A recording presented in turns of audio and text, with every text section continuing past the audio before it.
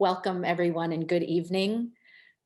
We're so glad that you are here for Claiming Connection, Cultivating a Relationship with Place as Disabled Artists, an online conversation held in connection with the Portland Art Museum's current exhibition, Ansel Adams in Our Time, which is on view through Sunday, August 1st. My name is Julia Dolan. I'm the minor white curator of photography at the Portland Art Museum, and I'm so glad that you're all joining us this evening. Before we begin, I'd like to note that we have an automated real-time caption system available on the screen in Zoom. You can click on the live transcript CC icon, click subtitle, and drag the text box around the screen to suit your needs. For those of you joining us on Facebook, you can access the captions by clicking the gear setting and choosing captioning. In addition to captions, speakers will do visual descriptions.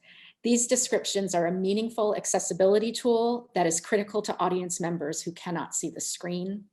So this is my visual description, and we do invite all of our speakers to give visual descriptions as well. I am a white woman. I have long reddish brown hair that is pulled back into a ponytail. And I am wearing a short sleeve top that is thin black and white alternating stripes.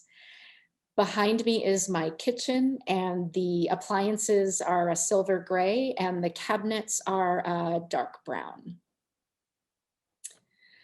During the program, if you have questions for us, please enter them in the Q&A box in Zoom. And if you are on Facebook Live, please enter your questions into the chat. We will answer as many questions as we can after the panelists have presented. We want to thank our American Sign Language interpreters, L'Oreal Aviles and Christina Healy. And if you have any questions or need technical assistance tonight, please email us at access@pam.org. I'll spell that out, ACCESS@PAM.org.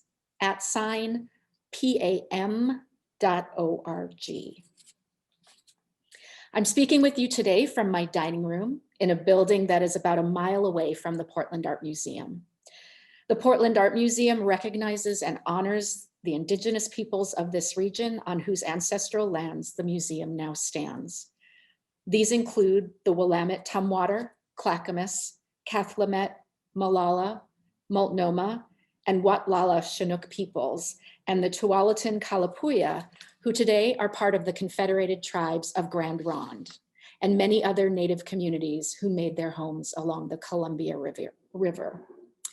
We also want to recognize that Portland today is a community of many diverse Native peoples who continue to live and to work here. We respectfully acknowledge and honor all Indigenous communities, past, present, and future, and are grateful for their ongoing and vibrant presence. Before I hand things over to our panelists, I'd like to take a quick moment to thank Becky Emmert, the museum's head of accessibility, for providing important feedback and improvements concerning accessibility within the exhibition's gallery spaces, as well as with the exhibition resources online. Becky originated tonight's program and gathered the panelists, and I'm grateful to her for bringing these critically important perspectives to this exhibition and to the museum. And now I'd like to introduce tonight's moderator, Syren Nagakyrie, who is an activist, writer, consultant, and outdoor enthusiast. As the founder of Disabled Hikers, they have become a leading advocate and expert voice in making the outdoors more inclusive and accessible for the disabled community and others who are underrepresented. Syren, welcome. Thank you so much, and please take it away. Thank you so much, Julia and Becky, for having us tonight and providing this space for us to have this really important conversation. I wanted to make a few additional notes about accessibility and how I like to approach these conversations. One, of course, is that we want to welcome and embrace our body minds, however they show up in this moment. For me, that includes being in a pretty significant flare. And so you may notice that I stumble over my words or need to take an extra moment, and that is something that is very welcome in this space. We very much welcome and encourage pauses. This allows people to collect their thoughts before they respond. It also gives an opportunity for the ASL interpreters and captioners to catch up with the conversation to make sure that anyone who is using those services is able to follow the conversation as well. As Julia mentioned, I am the founder of Disabled Hikers. We started as a grassroots organization in the spring of 2018 and have grown quite a lot since then. We are entirely disability-led and disability-centered, and our mission is to build disability community and justice in the outdoors towards a vision of an outdoors culture that is transformed by access, representation, and justice for all people who are systemically marginalized. We lead group hikes, create trail guides, do advocacy work, consulting, events and things like this, all in an effort to expand the conversation about whose bodies are considered welcome in the outdoors, whose bodies are considered natural and normal, particularly within the outdoor recreation space. You can follow us on Instagram and Facebook at Disabled Hikers, and we are on the web at disabledhikers.com. So without further ado, I want to just jump right in and allow our amazing panelists to introduce themselves in their own words, however feels the best for them. And first, we will start with Galadriel. Hello, everybody. Thanks for having me here today. My name is Galadriel Mosey, and my pronouns are they, them. I will read my bio to you that I sent in for the panel. My bio says that I'm a fat Black STEM. I'm a writer, plant whisperer, and artist, that I walk supported by and in honor of my Wailata, Gullah, Jamaican, Samoan, Russian, and Missourian ancestors. I believe in a benevolent universe that holds us tenderly in the cradle of its heart. And I connect to my center through a strong connection to plant medicine, and I aim to help other disabled, Black, and queer people stretch their roots into soil and thrive. Tonight, I'm wearing a light green top. I'm wearing dangly metal earrings in multiple colors. I have a shaved head, and I'm wearing large, round tortoiseshell glasses.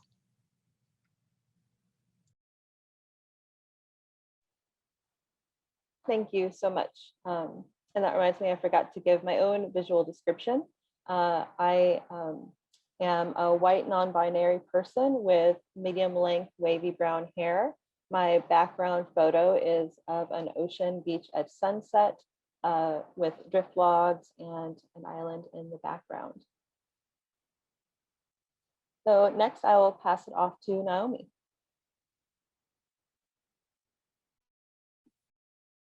Hello, everyone. My name is Naomi Ortiz. I'm really honored to be here alongside some pretty amazing panelists and folks from the Portland Art Museum. I am a disabled Mestiza. I'm light-skinned and I have short dark hair, and I'm wearing a red bolero or wrap. And dress with this black and white dots with flowers on it, and a necklace and big earrings because I love that. And I'm sitting in front of some artwork that I have done. I am located on the current and ancestral lands of the Tohono O'odham, and I'm a couple miles away from the Pascoyaqui tribal lands in Tucson, Arizona, which is located in the Sonoran Desert. I am a poet and a writer and a facilitator and a visual artist. And I try to do all those things at once, sometimes with varying degrees of success, which we're going to talk about tonight. And my work really focuses on self-care for activists, disability justice, Eco-Justice, and a Relationship with Place. I'm the author of Sustaining Spirit, which is a book about the risks of burnout for social justice activists. And I'm a 2021 and 2022 Border Narrative Grant awardee for a multidisciplinary project, Complicating Conversations around disability justice and eco-justice. So I will pass it on back to Syren. Thank you. And next, Denise. Let's see. Hello, everyone. Can you hear me okay? My name's Denise Vasquez, and I am a Puerto Rican published travel photographer, writer for Lonely Planet, artist, actress, author at Penguin Random House. I also am a content creator, advocate, and founder of the Disabled Photographer Project. I'm coming to you from San Diego, California, and I'm wearing a baby blue beret, black glasses with a blue trim, a blue necklace, and a sterling silver necklace, a floral shirt, and behind me is some of my photography that features ocean, sunsets, silhouettes, and more.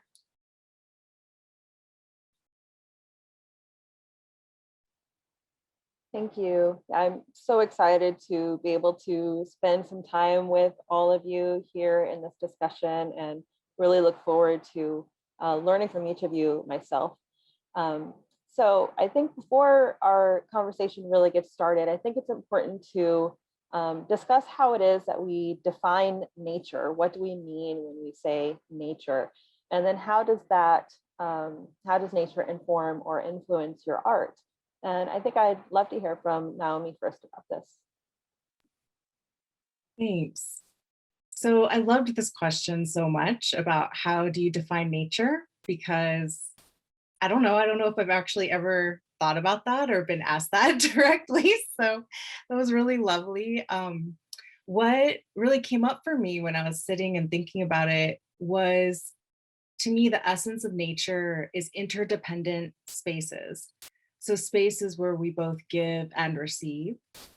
And this could be, obviously nature provides us some beautiful examples of this all the time, but this could also be, cooking food together in a kitchen, or it could be sitting on a bus stop and helping each other out in some situation that we would be in. So nature to me is all these spaces where interdependence is happening, where there's like this acknowledgement that we are showing up and aware of each other in a space.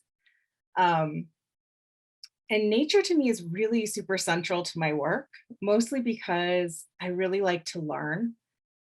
And I don't do that well completely by myself. And I need a lot of things to observe and interact with in order to learn. And oftentimes a lot of learning spaces that are created for us to learn, like universities and herbalism classes, other kinds of things, are often not accessible for me to truly participate in. So nature, these spaces where interdependence is just already happening, allows me to show up and learn and observe and interact and learn through doing, which is something I really need to create. Yeah, and I think that in nature, there's sort of this tension, right, of like, it's not always easy or simple or comfortable. Like oftentimes it's not. And and the interactions through that too is also like my own learning of how I can show up in spaces and be uncomfortable and still be okay, and be uncomfortable and still figure out how to support myself and others who are there. So those are all like huge learnings for me that are really present and comes up in my visual art a lot. I use it as a background a lot for essays and poetry that I write, because we all need these examples, and it's something that we can pull from that's easy to relate to. So I'll pass it on to another panelist who'd like to answer.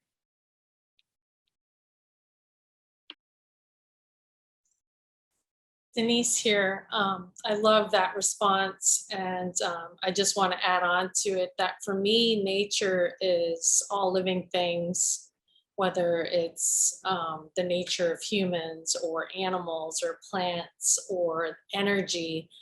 And for me, my connection to nature kind of triggers an emotional response, and my emotional, spiritual connection to nature I find ways to express that through photography, through writing, through music, through whatever tools I can find. Because to me, you know, they always say that life is art and art is life. And for me, the connection that we have to all living things as artists, as an artist, I try to find ways to express my emotional and spiritual connection with nature. And currently I'm doing that with photography and writing. But as an artist, my entire life, I've tried to express my connection with nature through music, through art, through writing, and now photography.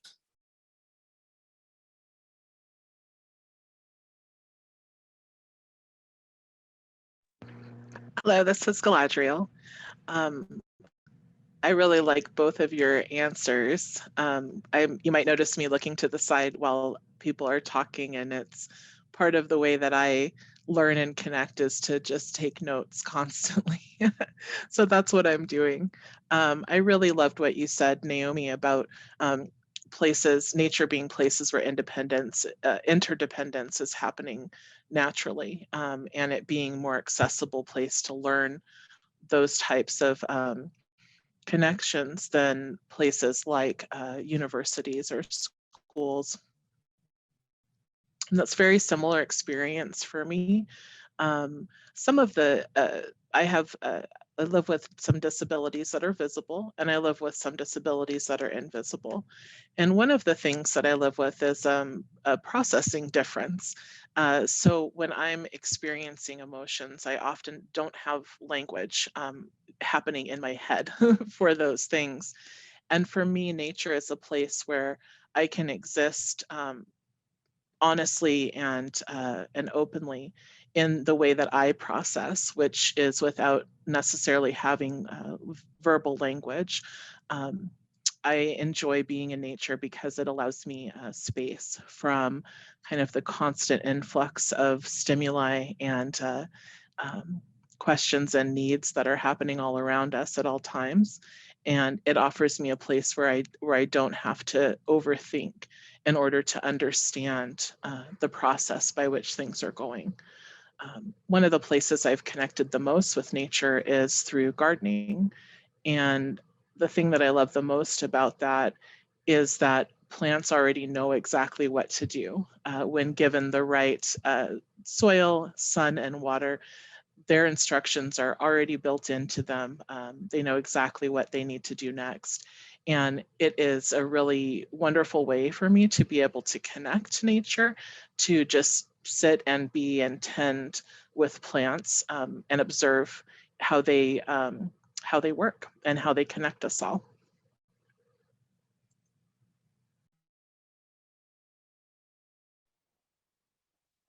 Yeah, this is Syren. I really love all three of your responses. And I think what I particularly love about them is that none of you said anything about nature being like this wild, untamed space, this wilderness that we have to get out into, which I think is how a lot of people conceptualize nature. Like there's the city and the built environment, and then there's nature, and somehow those two things are separate.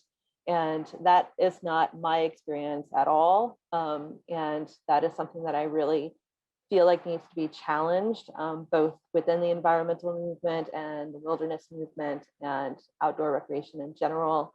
And I really feel like that is something that maybe we can reflect on in Ansel Adams' work, with the way that he really photographed these wild spaces that had never been photographed before, and kind of how that led into the wilderness movement.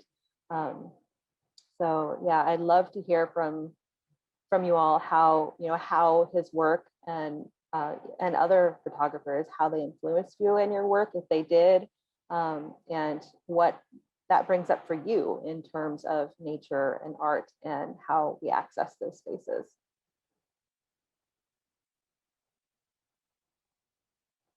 And if anyone feels you want to jump right in on that, you're welcome to. I would love to.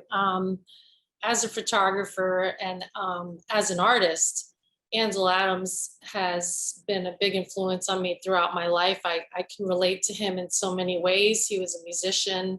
He is known to maybe have been dyslexic and hyperactive, which I was very hyperactive as a child. If my mom's watching, she's probably nodding her head. Music was a very big part of my life for most of my life.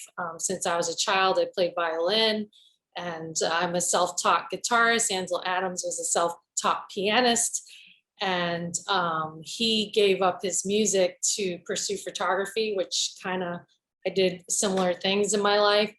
And I love how he found joy in the wild, in the wilderness. I love that he, you know, devoted he found his calling in photography, which I feel like I did too. And I love that he was very adamant about protecting and preserving the landscape in the wilderness. And I love that he was an advocate for the environment, but his true calling was photography, and I can relate to all of that. You know, my love is sunrises and sunsets in the Milky Way, and that's where my passion is capturing colorful moments as they occur. I don't do Photoshop. I don't manipulate my photos. So the photos that you see behind me, that's actual, you know, representation of a time that you know, touched me in some way or inspired me in some way. And so I try to capture the beautiful side of life in my work. And at the same time, I like to advocate for, you know, disability rights in the outdoors, and, you know, climate change and protecting the environment and our place in the world. And so Ansel Adams, you know, a lot of people don't realize that his important position with the Sierra Club and everything that he's done with the Yosemite National Park, and how he led an important kind of, his important place in the national park system is that he kind of preserved the wilderness and stopped, you know, concessioners from coming in and turning it into something else. And so for me, he's inspired me throughout my life and to this day.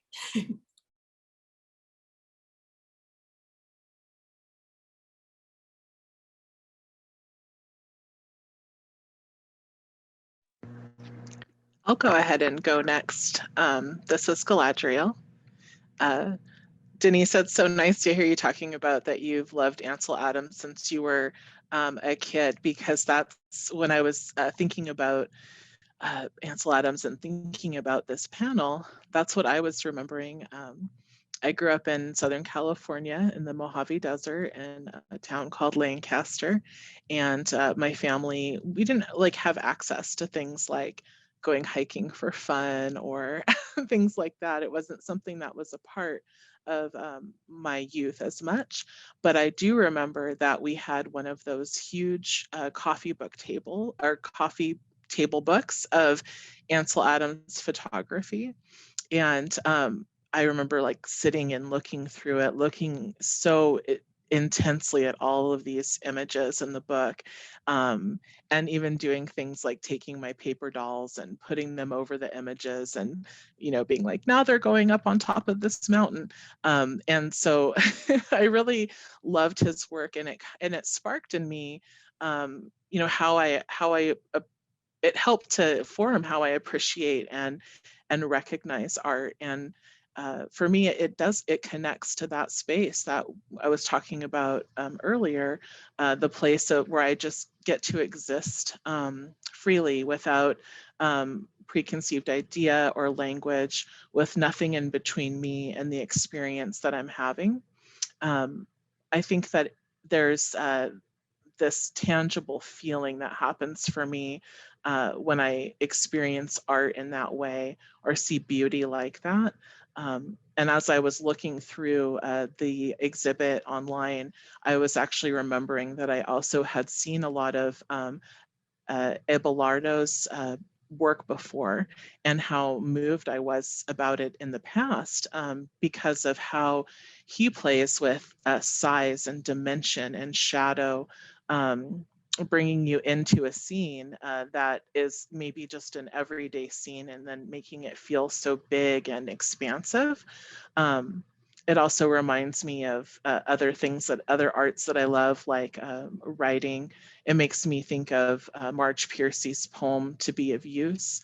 I love the idea that art is useful, that it's an object that we can use every day. And it's similar to how I feel about nature. It's available, and it's there, and it's accessible. And then I also, of course, thinking about other writing that I love, and that I connect with that feeling. It brought me to think about Pablo Neruda's Love Sonnet 9, which is also one of my very favorite poems. Just how intense and striking it is. It seems so, you could get lost in that poem. Another artist that I love is Text Queen. They create large, intricate drawings with marker that are social commentary on things that are happening now. And I love that they create these huge images with a small instrument. It is branches, or it bridges that idea of accessibility for me. In my own work, I think that I am drawn to, when I'm working with plants. In the past, I've grown plants to make medicine for community. And I do view that as a form of art as well. And I think about the involvement of my connection to that medicine from the very beginning of working with a seed, nurturing it, harvesting it, processing it into something that others can use, that creates a bridge between myself and other people and nature, where that came from. And I also think about it when I in my writing, and when I'm writing, I often try to capture the idea of that expansiveness that we can get lost in. I think that that's all I have to say. Sorry if I went on a bit there. This is Naomi. I really appreciated everything you all both just shared and relate to it a lot. Just pausing for a second while we switch interpreters here. And I think the only thing I'd add, in addition to the experience of looking at, especially I would say Ansel Adams, and to me also Zig Jackson's art, is their sense of clarity. And I think that's found like between the differences of shadow and light, or putting elements in that are sort of unexpected in a scene.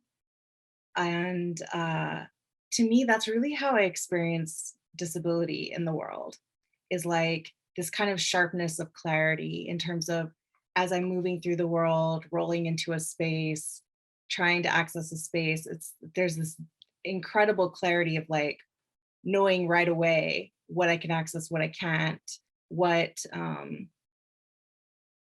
looks like bright and clear, what looks obscure and sort of shaded. And so I think to me that that's something that I really relate to on a personal level, just in terms of in taking in that art. It's like this is this type of clarity that exists in the world that an artist is sharing, that we also are experiencing, whether it's cultural or disability or other things.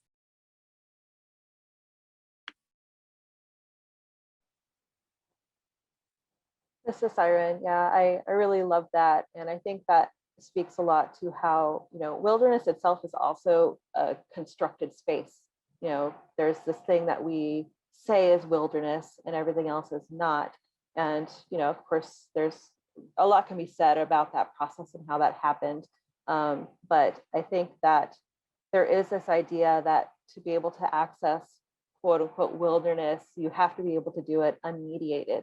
There has to be nothing between you and that experience, nothing but except your pure body in the pureness of that space. But for disabled folks, that is often not the case. And it can be said that for anyone, that is not the case, whether you're going out with your 40-pound backpack or you're going out with your wheelchair or your trekking poles, you are using other tools to be able to access that space. So when I think about accessibility in nature, like that comes up a lot for me, like what exactly are we talking about and how can we make these spaces more accessible when really, access is something that all people have to consider and have in mind when they go into these spaces. So how is that different for disabled folks? How can we make those spaces more accessible? Yeah, so I'd love to toss that question out there. I myself could go on about it for a long time, but before I do that, I will let y'all respond.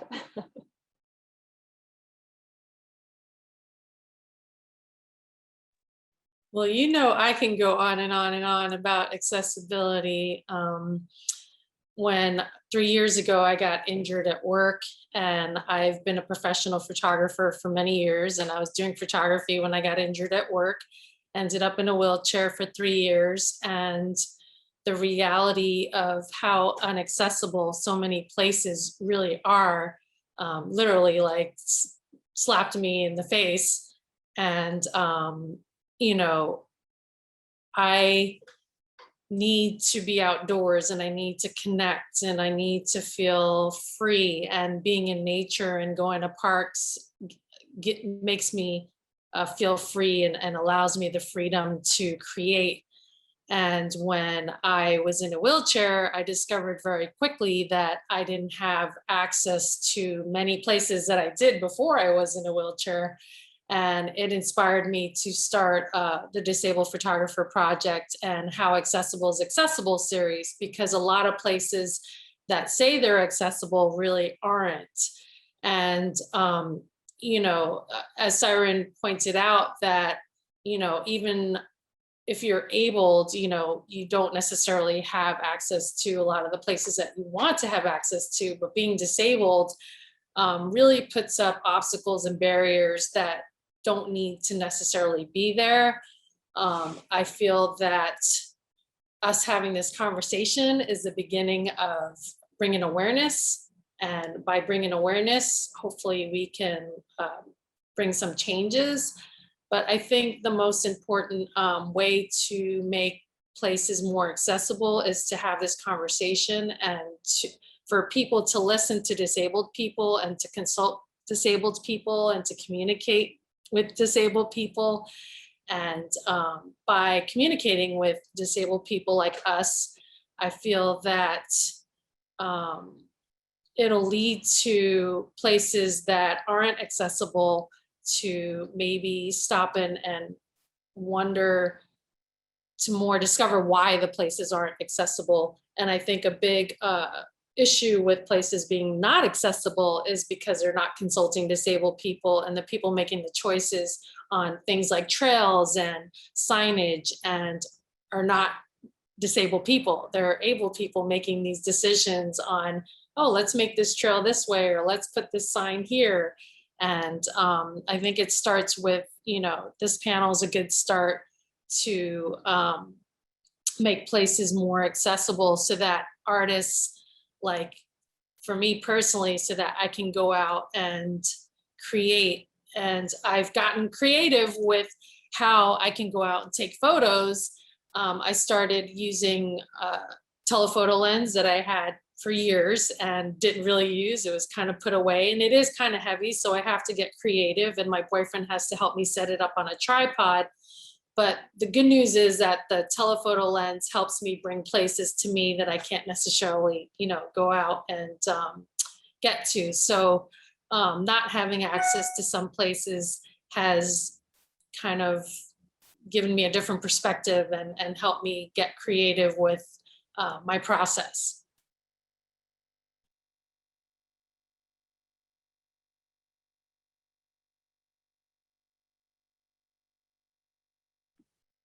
I can share. This is Naomi.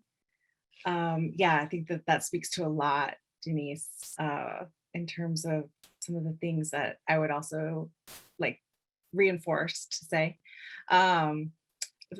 How I access nature, this is how it happens. I load up my scooter in a car with another person. And together, me and other people go to an area, usually a picnic area or something, where there's usually a lot of other people. And we unload it and I say, okay, goodbye. And they take off and go on a walk or do their own thing. And I try to find a spot where I can experience some solitude. And that to me is one of the most difficult things to find accessibly, is solitude in nature, in the sense of when I can actually get out someplace where there's just enough spaciousness to be away from other people. The thing about accessibility is it does draw folks, which I think everything has its good and its bads, right? Like, the great things about that is that if we want to have people who have a relationship with the place that they live, who have a love affair with where they live, they need to be able to experience it in order to understand how valuable and precious it is. At the same time, it's difficult because, I'm out there like trying to generate some writing or some art, and I'm listening to like salsa music and people being rowdy and, doing their thing, which is great, but it's a little hard to focus sometimes in terms of creating art. So to me, access in terms of solitude, like if there was a magical place that had picnic tables that were like 50 feet away from each other, that would be miraculous. So sometimes I think when we talk about access, it's like oftentimes people take it as like super big things, like we need to pave every trail out there or whatever it is. And it's honestly a lot of times about doing very small things, but concretely, like doing them well. So I will throw that out there.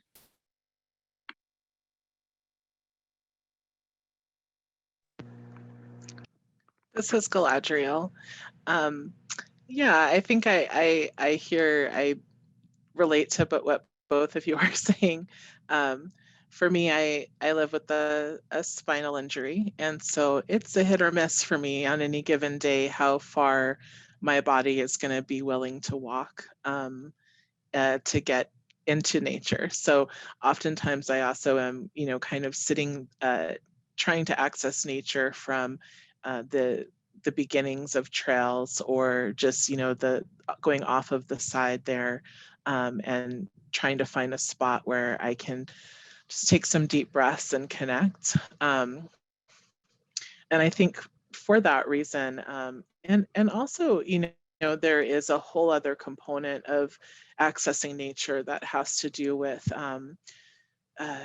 just, being as a Black person, experiencing some limitations and to feeling comfortable being out in nature, feeling welcome there.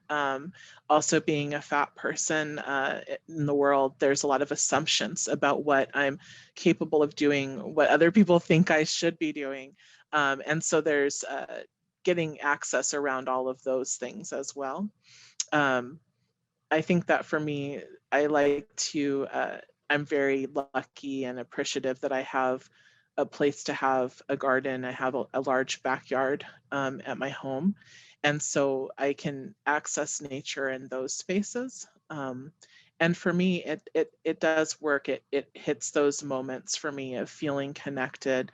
And a lot of times I'm accessing nature just in those smaller spaces because of the limitations that I feel to accessing larger or more popular nature spots.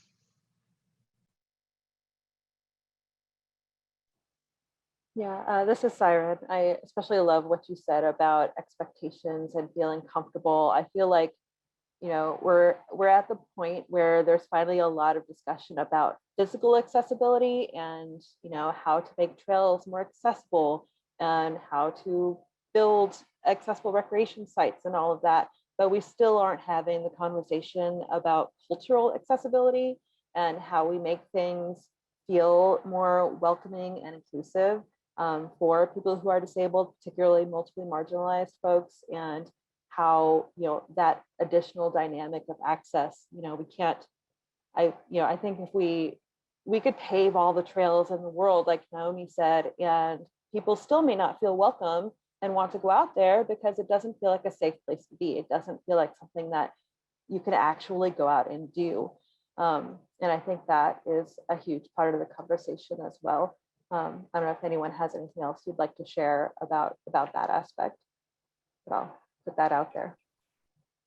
I think that's an important topic to discuss, and especially I'm Puerto Rican and I'm older, and I wouldn't say I'm overweight, but I'm heavy. And I just did a cross-country trip for a company from Southern California to Chicago and back, and we camped at a number of different sites. And I have to say and agree that being comfortable and feeling welcome is a big issue. And I can't tell you how many times I got looks, stares, you know, looked up and down and made to feel uncomfortable. But I feel like, you know, there has to be a way to, for us to find a place where we're all welcome, where we're all comfortable. And again, I feel like it begins with having conversations like this, organizing groups. I know that one of the questions that was brought up and was, you know, how do we create a community? How do we create, I see unity and community, but not, the world doesn't see that, you know what I mean? So what can we do to create places in society where everyone is welcome, you know? And that's a whole nother conversation, but I think it's an important one to have, especially, you know, fighting for, there's so many fights right now, women's rights, Latino rights, disability rights, but I feel like it's all connected, right? It's all human rights. And so that's the big question. How do we create a society, a community where everyone is welcome, you know? And I agree, it's not just about, you know, paved trails and signage. It's about, you know, just everyone, equal rights, human rights.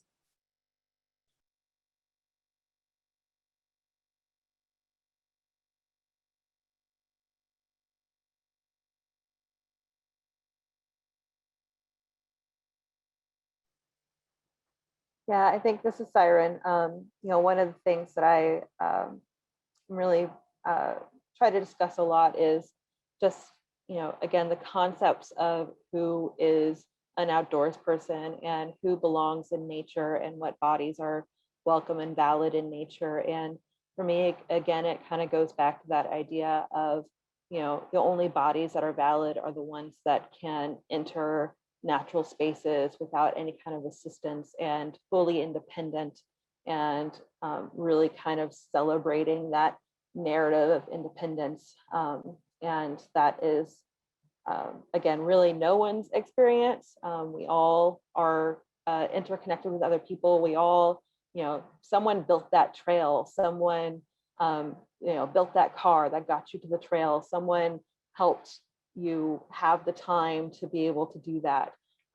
So, you know, I think just being really aware and conscious of how we talk about nature and access to it, I feel is really important.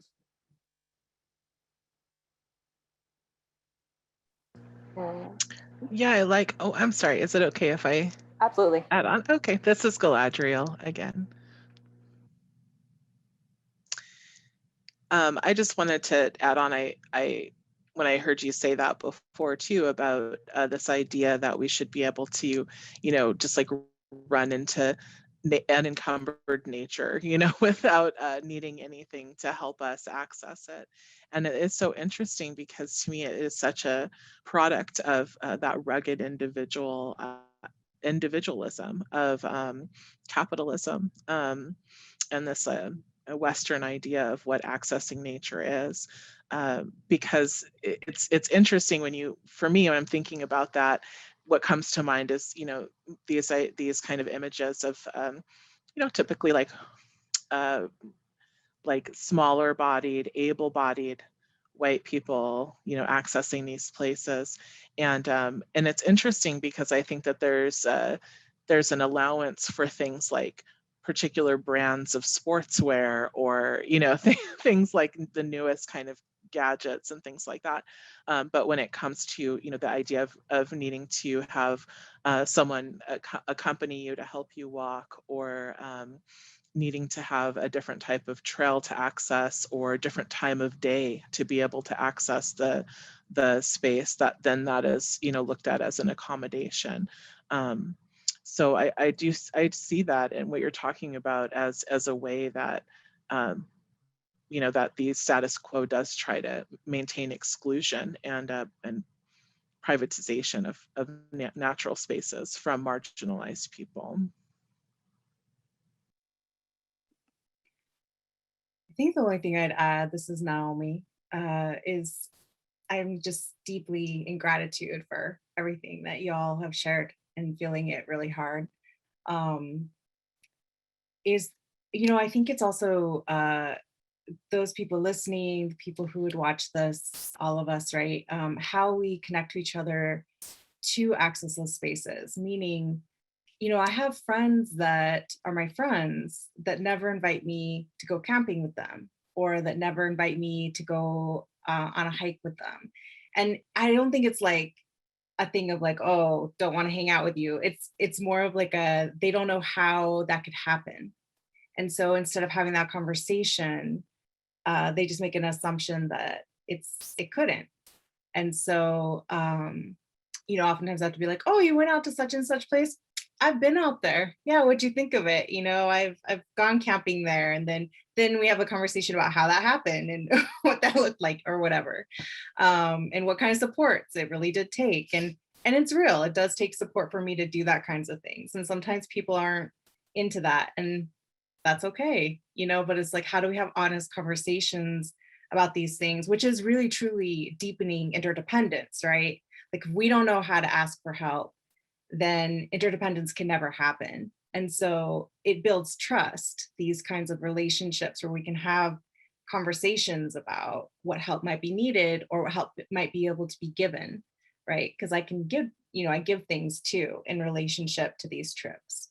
So just add that.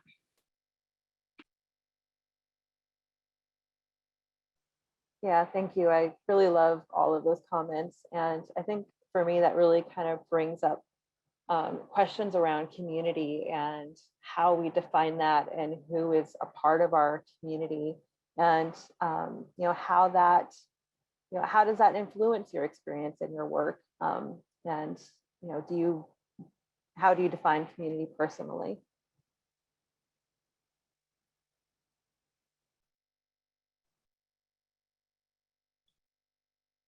That's an interesting question, because my whole life, I've always been a social butterfly. So I've always wanted to be a part of, if I had an interest in photography, I want to be a part of the photographers community. If I was playing music, I was always a part of the musicians community. When I did stand-up comedy, I would hit the open mics and I was part of the stand-up comedy community. Now that I'm disabled, it's a little bit more challenging, because the workshops that I may want to go to learn more about photography aren't accessible. They say you got to hike 2 miles and carry 20 pounds of gear in the dark, and if you can't do it, you can't do the workshop. So my thought to things not being accessible is to create our own community, right? If we want to go camping, then, you know, maybe start a meetup or a photography group and say, hey, you know, if there's other disabled people out there and you want to meet up and, you know, meet up at Joshua Tree at Cap Rock and take some photos in the parking lot, let's meet at this day, at this time, you know. So I'm trying to get more creative because I think it's important for the community that I want to create to start with me, which is another reason why I started the Disabled Photographer Project, because I want to start meetups eventually down the line where I can meet up with, you know, other disabled photographers and we start our own events and start our own community.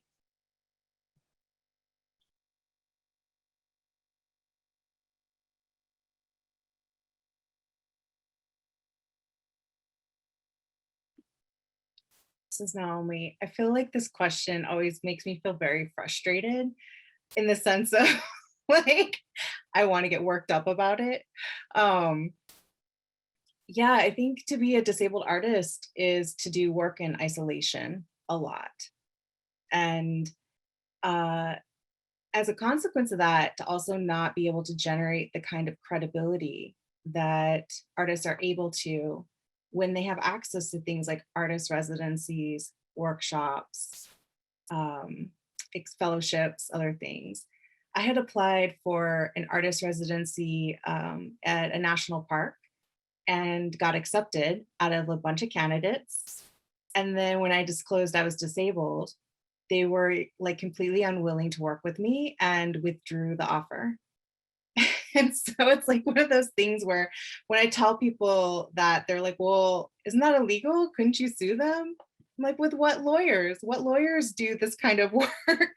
You know, the thing with a lot of our rights is that they aren't necessarily enforced, or they aren't at all enforced by anybody. They are, you know, accountability is through the court system. And who has access to be able to do that is very few people. So I would say for me, community is a lot about just like doing my own thing by myself. And plants are often my community. I go in, make friends with place. Like I sit down in a place and I really get to know the soil that's there, insects, plants, what they look like in different seasons, life cycles. In the desert, things live a very long time, but can go through a process of dying and then rebirth often through the rains where they look like they're dead and then they come back. So those to me are things that I find very precious about community. I'll say one other thing. I have a very good friend who is also a disabled visual artist, which is different kinds of disabilities than I do. And we decided to work together to get our art into a show locally. And we looked around and all of the entry-level galleries were physically inaccessible, all of them. So we decided to organize our own show, and we did a show of disabled artists of color and held it in a local nonprofit on their walls and made that happen. And it was a ton of labor. It was very beautiful and a really amazing show. But, you know, it's like difficult because you have to draw people to you in a place that they're not used to seeing art. It's like a, you know, nonprofit. So creating community around arts is like, yeah, we can do our own thing, but that also has a lot of limitations. And so to me, I really want to push back hard on this idea of thinking about access in terms of opportunities, and that realizing that that's actually connected to credibility as an artist, whether it's writing or visual art. So thanks.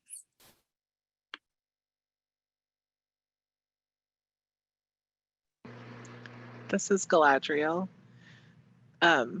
Yeah, thank you for both of what you've said there. I feel like I can relate to pieces of both of this. And for me, I feel like I have multiple communities that overlap in terms of being part of disability community, part of fat activism community, BIPOC community. And I think the place for me, you know, where it feels like I can bring my best and most authentic self is where I truly feel like my real community is. Around art, I think that is oftentimes a solitary experience, and especially in the way that I experience that I create art. I have long periods of dormancy. Naomi, when you were talking about the desert, it just was really, it was like hitting home for me, for growing up in a desert as well. And then, also feeling like one of those things in a desert that will lay under the soil unmoved for 5 years and then, burst forth with like flowers. Exactly.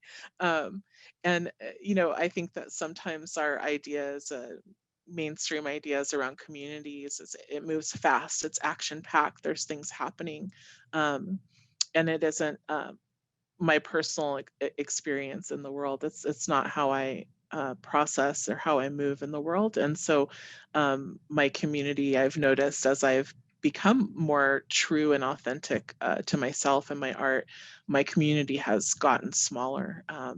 It's percolated down to those places and those people who will acknowledge and support and honor the fact that sometimes for me an art piece could be a 2 to 3 year process.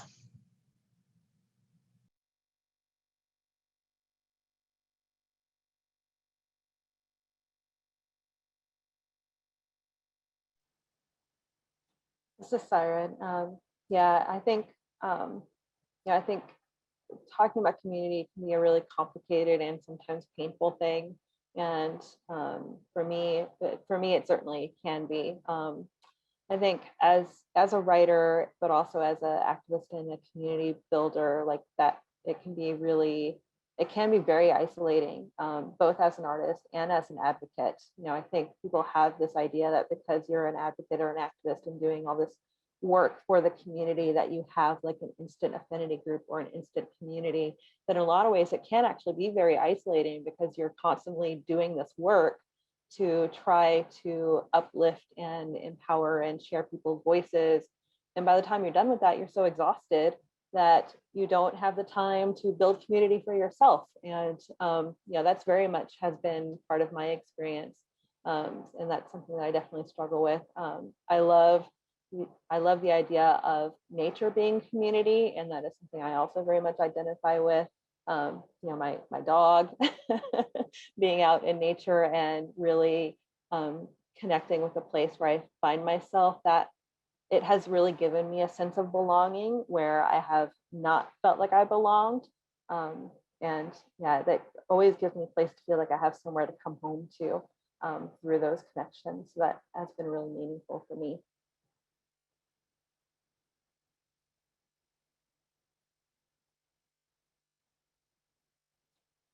We touched a little bit on how community programs may or may not support disabled artists. I'd love to hear from each of you. If you have another experience about that you would like to share, you're welcome to. If you have any ideas or suggestions about how community arts programs can better support disabled artists, I think this would be a great time to share some of those ideas.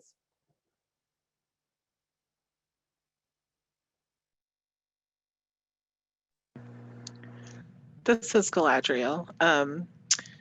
When I was taking a look at this question and thinking and preparing for the panel, all I wrote down on my notes was money, power, access, and promotion.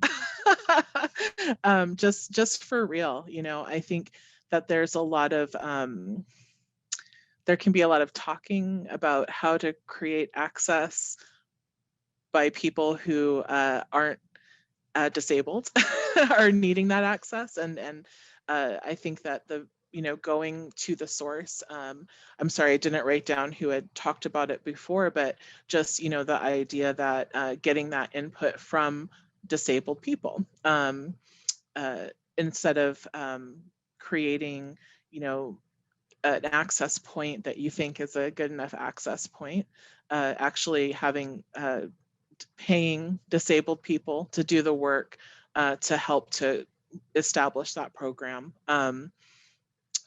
giving disabled people and marginalized people the money and the space to create their own programs, access speaking our names in rooms of opportunity, relinquishing privilege of placement or platform, and allowing that space to go to a marginalized person, and yeah, from the ground up, creating spaces that are accessible, not just because there's a movable ramp in the doorway, but because you've actually done the work to create from the infrastructure out a space that is going to not necessarily meet all of the needs, but have the capacity to ask and be willing to change in order to.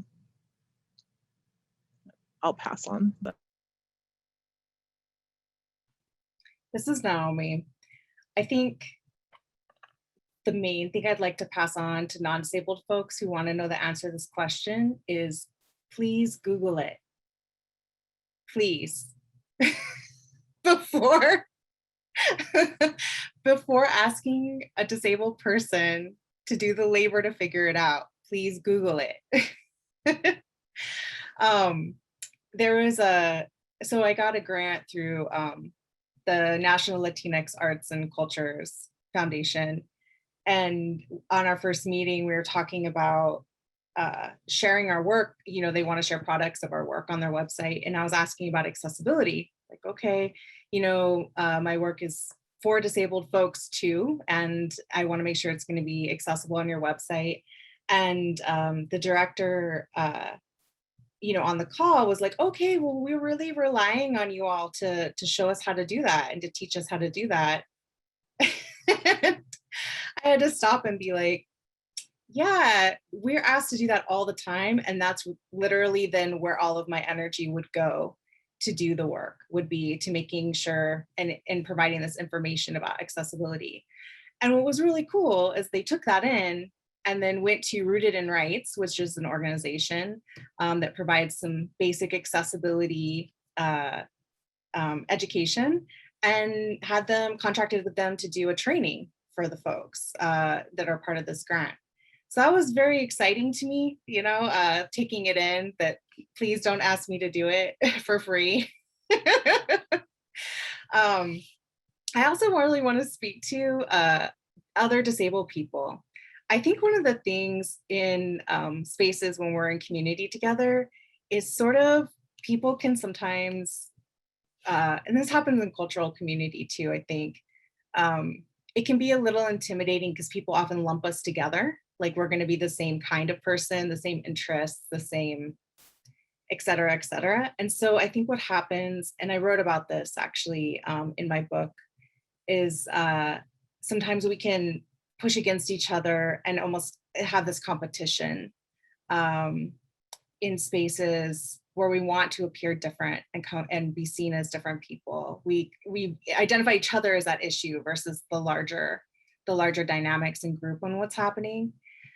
And so one of the things I think that is very powerful in those situations is to actually completely flip it and to really model interdependence if it's appropriate. And so just a short story, I was in a group with another disabled person, and everyone in the group was taking on projects. And so the disabled person got really upset and just was feeling very overwhelmed in terms of having to take on a complete project by themselves, and started crying in the meeting, which for me, then I was like, oh no, the other disabled person's crying. Like, I want to be there and make it better.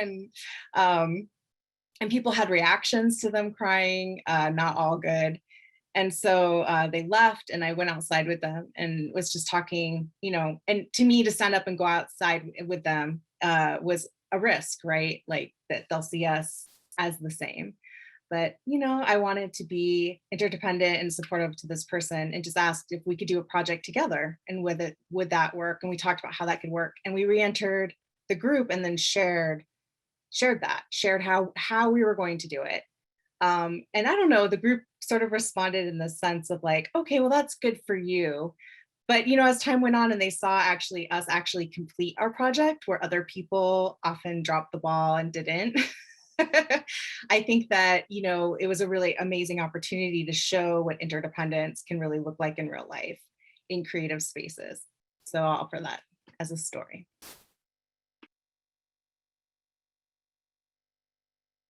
So many important points were brought up by everyone, and I love what you said about different disabilities and lumping us together.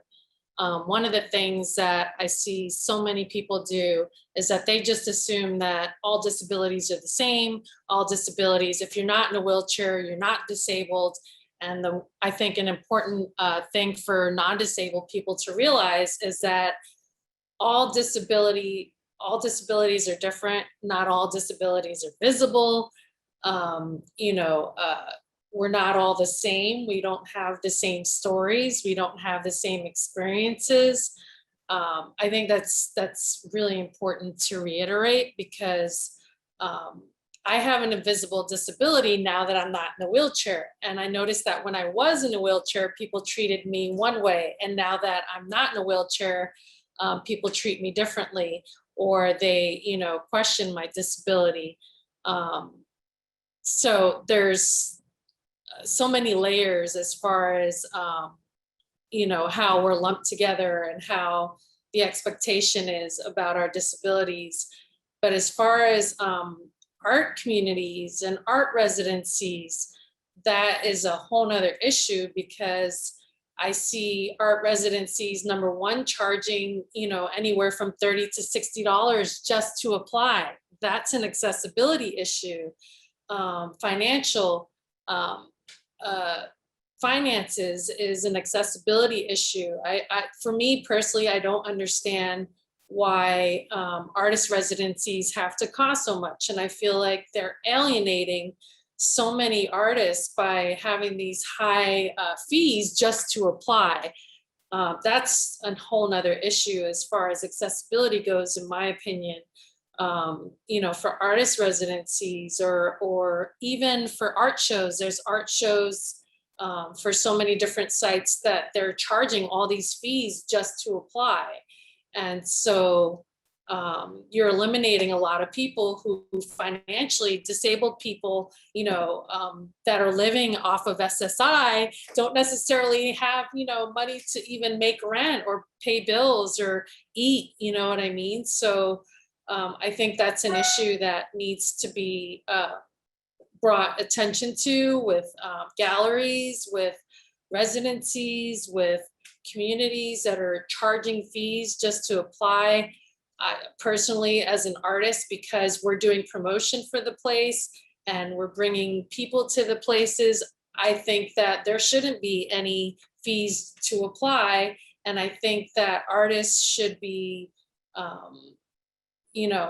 paid for their time and paid for their art. And, if people want, you brought up, Naomi, people consulting disabled people. I think if you want to consult a disabled person and use their knowledge and use their skills, then you should pay them. So there's so many amazing points that were brought up. So I'm trying to remember all of the points that were brought up, but for me, those are really important topics that need to be addressed, I felt.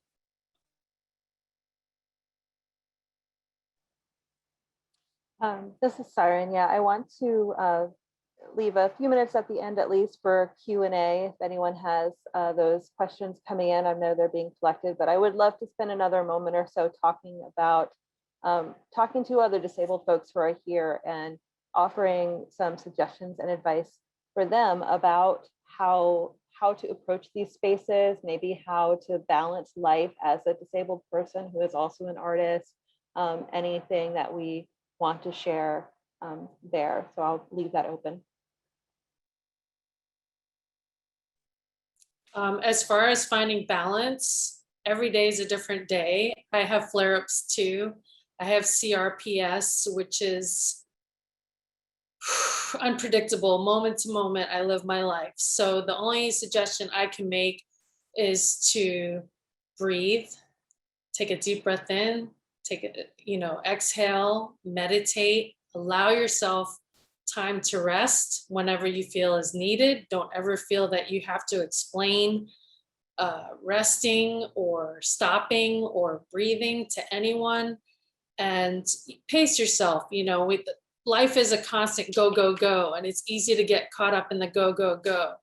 And the one thing that I learned through going through physical therapy for months and months and months to get back on my feet is to notice. Notice how you're feeling. Notice how you're breathing, and allow yourself a moment or two or three, the time that you need for you.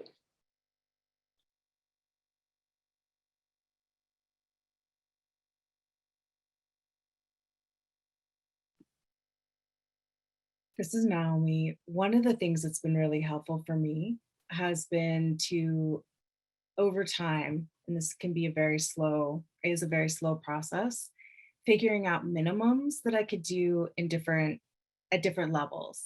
So if I'm in a place with really high pain, having like an idea of very simple things I can do still that day to feel like I am being creative. And that may just be like humming to myself. That might be taking in a movie, you know, about an artist or something. It's going to be very simple. But to me, establishing these kinds of minimums, so that way I have something to kind of fall back on. I don't have to do all the like panicked thinking in the moment of like, oh crap, I don't feel good today. What do I do? That's been really useful to me. And so, and over time, I noticed it actually does, like, stuff is, there's fruits from that, right? Like, it's not time that's just gone.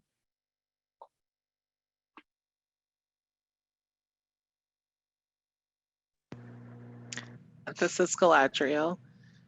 Yeah, I think that I would add to that I creating some sort of small rituals helps me to maintain connected.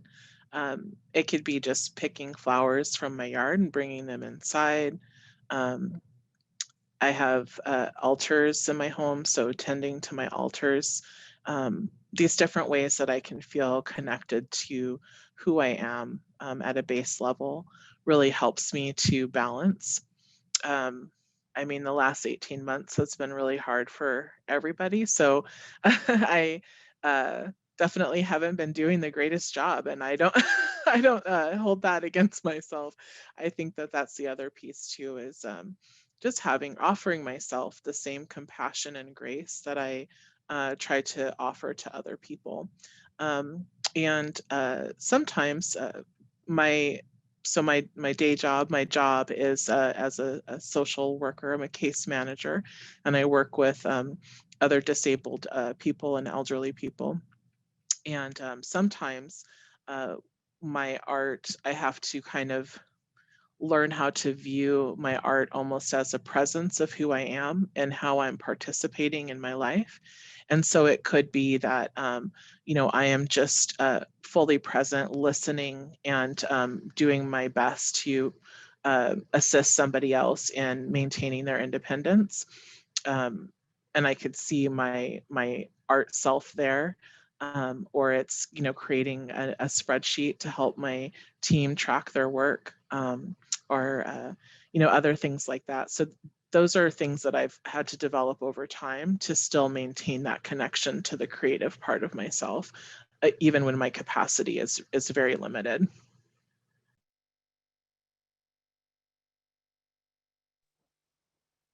This is Syren. Yeah, I love all of that so much. Has been really meaningful and important for me as well. Finding small ways to remain connected, whether that's, you know, tending a house plant or holding a stone or looking at the birds outside my window, and just always remembering that I am always nature and I am always art, that those things are not separate in my life. That is always the trueness of who I am.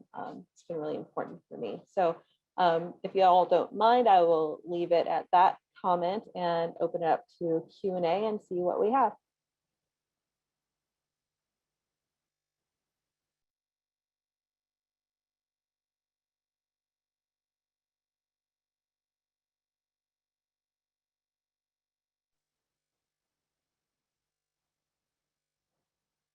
And I'm sorry, was someone from the art museum going to come on and ask the questions? I don't remember.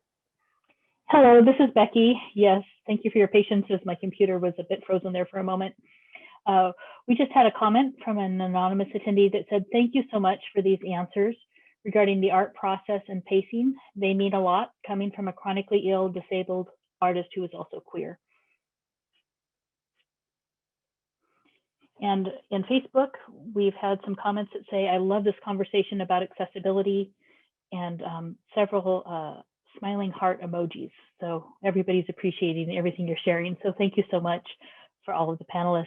And if you have any other questions, please feel free to drop those in the Q&A or also on Facebook, and we'll be happy to answer those.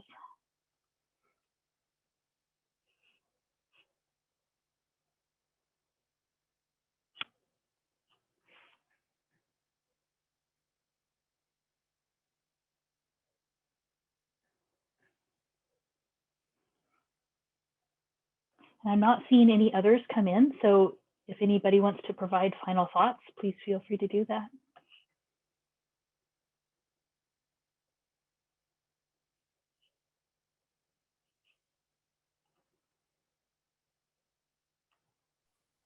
I think I just saw a Q&A pop up on the Zoom chat.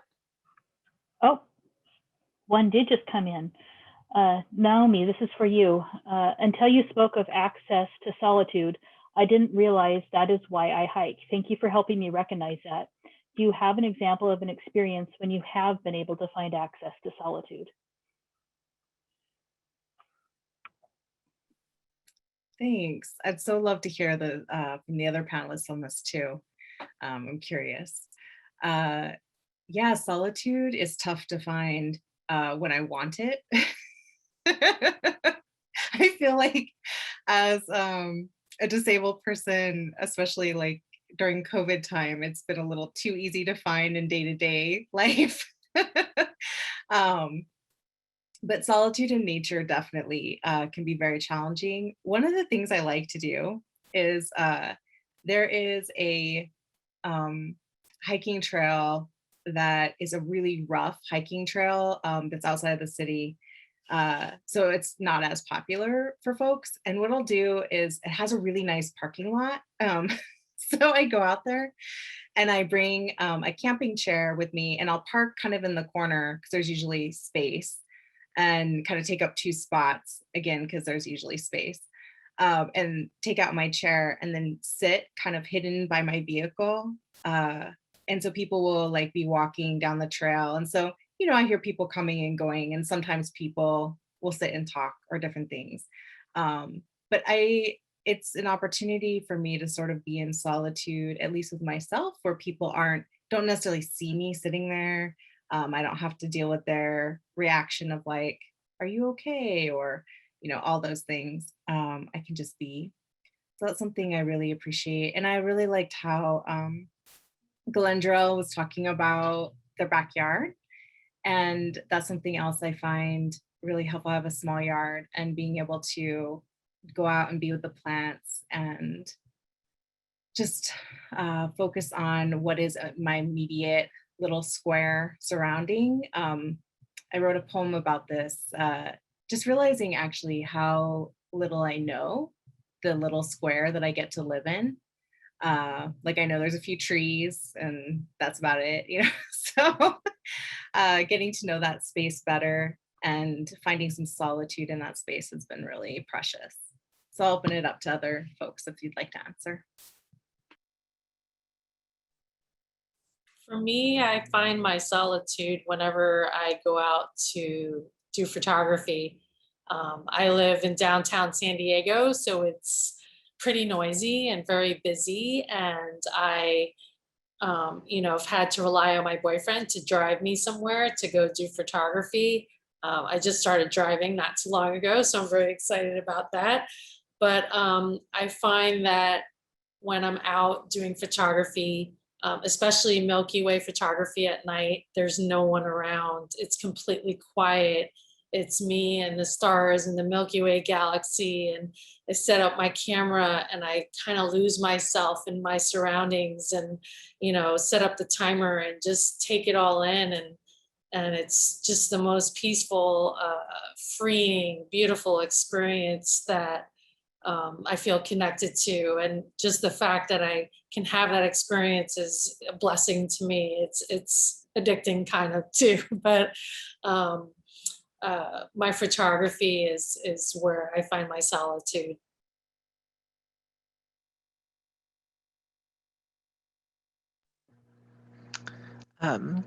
This is Galadriel. I thinking about this, I'm thinking that I actually I'm realizing that I find my solitude more so by the time of day. So I'm a morning person. I'm an early morning person, but I'm not one of those like happy, chipper early morning people. Um, but I do. One of the things I enjoy the most about waking up early in the morning is how quiet and still the world is. And I can sit outside and play with my dog, tend to my garden, and it can be, completely quiet other than just birds and, trees blowing in the wind. It's difficult for me to find that space, during the rest of the day. So I think whenever I'm really needing that solitude, I do try to get out to places or go into my yard early in the morning in order to have that experience.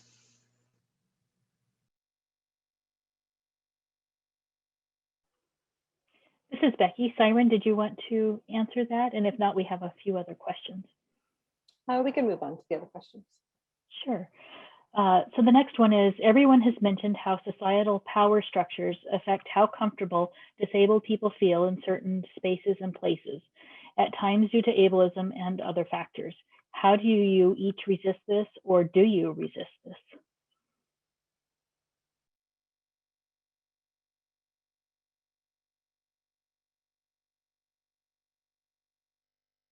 It's definitely challenging. I wouldn't say that I resist it. I just understand that there are some realities and barriers and obstacles that exist in society because the ADA has been in existence for over 30 years, and ADA, a lot of people don't realize it's the law. So because of things that were put into place prior to ADA, things are the way they are in certain situations, but with certain places, they find loopholes, or certain places it's because of finances, or certain places it's because of lack of awareness. So for me personally, I've just been trying to, there's so many things that in society that needs to be up to par as far as making the world more accessible to everybody. And all we can do is, when we become aware of something, is to share information. That's what I've been trying to do, because there's so much and it can become so overwhelming trying to, pick and choose which battle you're going to fight for the day. But all I can do is day by day, moment to moment, is when I become aware of something, is to share information and to try to bring awareness to issues that, need to be addressed. And I hope that helps.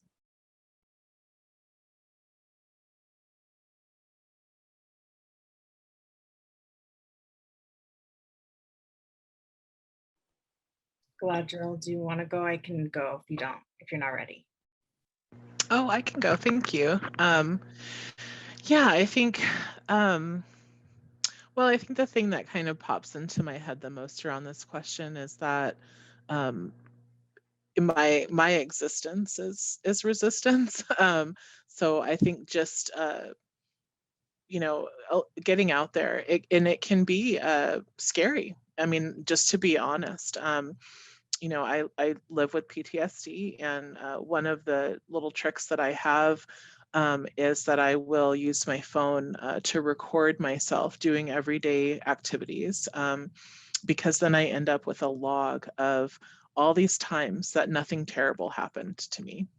And it helps me to remind myself that most of the time, things are just going along. Life is just going along.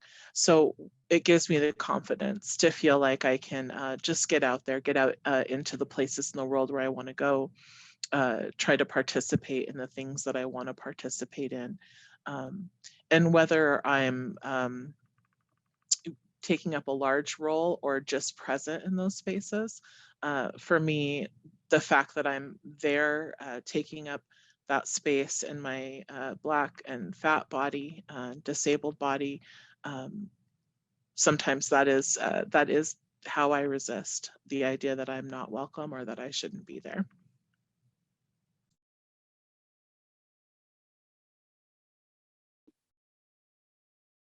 I appreciate this question and the answer so much. I think resisting for me is a lot about falling back on things I can brace against. It's attending to myself, really, is resistance to me. Because if I'm going to interact with other people, I'm in a place of having to resist. It's just, it's just there. So I do ancestral work, and that's something that's very helpful for me, drawing on those who've come before me and their strength. And this piece behind me actually, so the top part is a bunch of cacti, and there's a hand pushing down into the sand, and they're pushing a seed down into the sand. It says, "Is it accessible?" That's what it says on the hand. Is it accessible? And so most of the cacti are dead, growing from the seed, right? This is my experience in my community, except for one plant that's very lush and bright and beautiful, and it has flowers and really deep roots that go into a collage of disabled people resisting, and all these different kinds of pictures from all these different time periods of disabled people resisting. And so to me, it's also helpful to remember that really the change that is fruitful is often not just me. It comes from community. And that's something that's very powerful to help me remember, A, to not feel like a failure sometimes when I am not getting this achieved, something changed, but then also just to brace myself against too. Like there's this community of people I may not see out there that are also really resisting.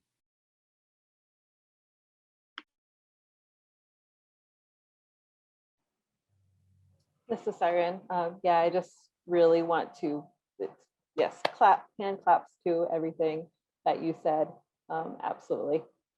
Yeah, for me, very much resisting is existing, and just keep, honoring myself and my needs, and recognizing that even though,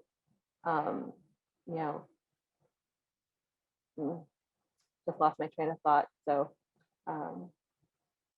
yeah, recognizing that even though sometimes that happens, and that I may have the best intentions, things go awry, and still very much valuable. So yeah.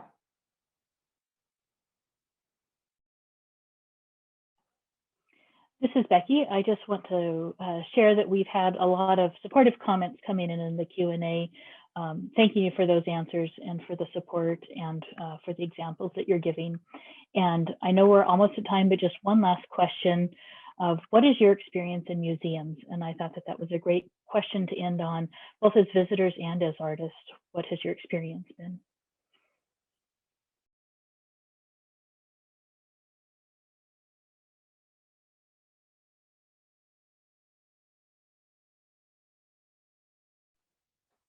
This is Syren. I think for me, I can really speak as a visitor, and actually the last time I visited the Portland Art Museum very recently with Becky, I made a comment that every time I'm in an art museum, I feel very disoriented and get exhausted really quickly, and they're actually really difficult places for me to be in for a whole number of reasons. There's lots of sensory things coming in, there's people, lights, and kind of just, sometimes I feel like the general vibe and the energy of the place is really kind of conflicts with my experience and how I exist in the world. And there actually can be really difficult places for me. So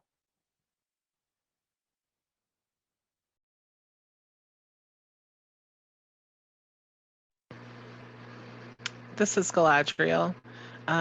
Yeah, I can speak to my experience of visiting different museums and just say that it is taxing for me to visit museums because often they're just, so big and spread out, and getting around in them is difficult for me.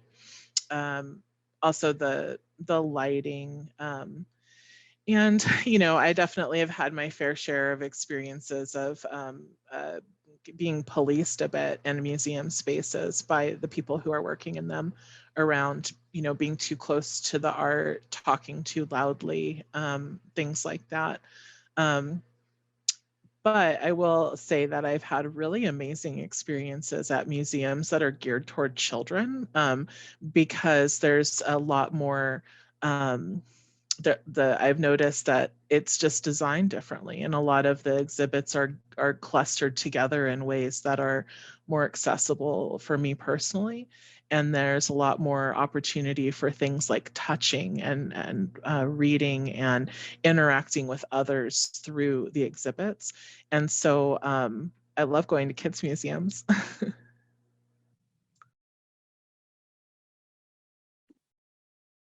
don't know if there's a way for us to share resources, but there is a resource from the Smithsonian that is for museums around accessibility. And I know I've shared that with some museums I've gone to that's been really helpful, talking about some of the basics, like if you have a display, don't have the display super high, like we have it lower, or maybe not hanging the art, assuming everybody's gonna be standing and looking at it, hang it lower, having some other thoughts around just how things are structured too. I haven't really been to many museums since my accident, but I will say that I am limited on how long I can stand and walk on my feet. So, trying to access and walk through a big museum is kind of a challenge for me. I agree with, having the art at eye level is different if you're in a wheelchair versus if you're standing up. The last show that I was in as the artist was in a museum in Ventura, and they had the art from like the floor all the way up to like the ceiling. So it was really hard for me to, at the time I was in a rolling walker, so I couldn't really like look up and see the art that was, placed high on the wall. So I felt kind of isolated and found myself kind of, near my art. And luckily, my art was at a height where I could see it and have conversations with people about the art without, struggling to reach and to look up and hurt my neck. So I think it's important for museums and galleries alike to really take into consideration that when they're placing the art on the wall, to think about putting it at a level that is accessible to people who are, whether they're in a wheelchair, in a rolling walker, or standing up.